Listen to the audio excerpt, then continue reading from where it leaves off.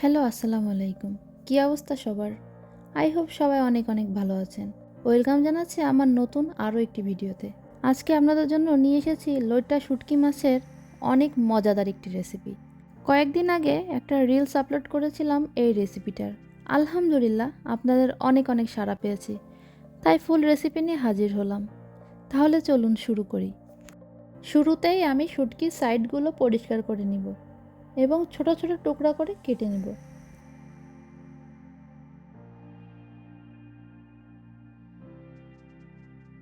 এবার শুকনো খোলায় শুটকিগুলো কিছুক্ষণ টেলে নিব।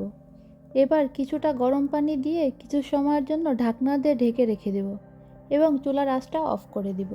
এবার মূল রান্নার জন্য একটা মশলা তৈরি করে নিব। একটি পাত্রে হাফ চা চামচ হলুদ গুঁড়া, হাফ চা চামচ মরিচ গুঁড়া, 1/4 চা চামচ ধনিয়া গুঁড়া, স্বাদমতো লবণ, হাফ চা চামচ আদা ও রসুন পেস্ট, 1/4 চা চামচ জিরা পেস্ট এবং সামান্য পানি অ্যাড করে মিশিয়ে নিব।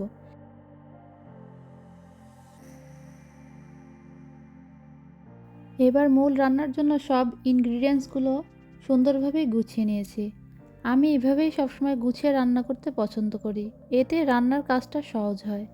ও আর শুটকি মাছগুলো খুব সুন্দরভাবে কয়েকবার পানি পাল্টে পাল্টিয়ে ধুয়ে নিয়েছি। এবার চলে যাব মূল রান্নায়। চুলায় আমি একটা হাঁড়ি বসিয়ে নিয়েছি এবং এর মধ্যে দিয়ে দেব পরিমাণ মতো তেল। তেলটা হালকা গরম হলে ধুয়ে রাখা শুটকিগুলো দিয়ে কয়েক মিনিট ভেজে নিব। কয়েক মিনিট ভেজে নিয়ে এবার দিব পেঁয়াজ কুচি।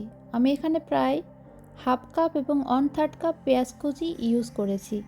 এই রান্নায় পেঁয়াজটা একটু বেশি ইউজ করা হয়, এতে টেস্টটা দারুণ আসে। পেঁয়াজটা হালকা সফট হওয়া পর্যন্ত ভেজে নিব।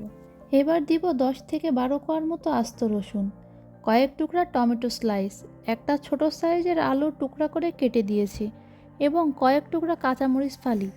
এগুলো কিছুক্ষণ ভেজে নিয়ে এবার অ্যাড করব আগে থেকে তৈরি করা সেই মশলার পেস্টটা এবং বাটিটা কিছুটা পানি দিয়ে ধুয়ে সেটা অ্যাড করে দিয়েছি। এবার খুব সময় নিয়ে কষিয়ে নিব। মশলাগুলো সময় নিয়ে নাড়িয়ে চাড়িয়ে কষিয়ে নিব এবং ঢাকনা দিয়ে রেখে দিব কিছুক্ষণের জন্য। আবারও ঢাকনা উঠিয়ে নাড়িয়ে চাড়িয়ে কষিয়ে নেব যেন লেগে না যায়। আমি প্রায় 5 থেকে 7 মিনিট কষিয়ে নিয়েছি। এবার পানি অ্যাড করে দিব 1 কাপ পরিমাণ। পানিতে যখন বলক চলে আসবে এ পর্যায়ে ওপর থেকে কয়েক টুকরা কাঁচামরিচ ও ধনিয়া পাতা কুচি ছড়িয়ে দিয়ে ঢাকনা দিয়ে ঢেকে রান্না করব পানিটা শুকিয়ে যাওয়া পর্যন্ত। এই পর্যায়ে পানিটা শুকিয়ে গিয়েছে, মাশাআল্লাহ কালারটা দারুণ এসেছে। আর এরই মাঝে তৈরি হয়ে গেছে আমার লইট্টা শুটকি মাছের মজাদার একটি রেসিপি। গরম ভাতের সাথে এটা খেতে দারুণ লাগে, আমার খুবই পছন্দের। আজকের ভিডিওটা কেমন লাগলো অবশ্যই জানাবেন। আর শুটকি মাছ কে কে খেতে পছন্দ করেন কমেন্টের মাধ্যমে আপনাদের মতামতগুলো অবশ্যই জানাবেন। আমি চেষ্টা করি সকলের কমেন্টের রিপ্লাই করার। আর এই রেসিপিটা বাসায় একবার হলেও ট্রাই করে দেখবেন, ইনশাল্লাহ ভালো লাগবে।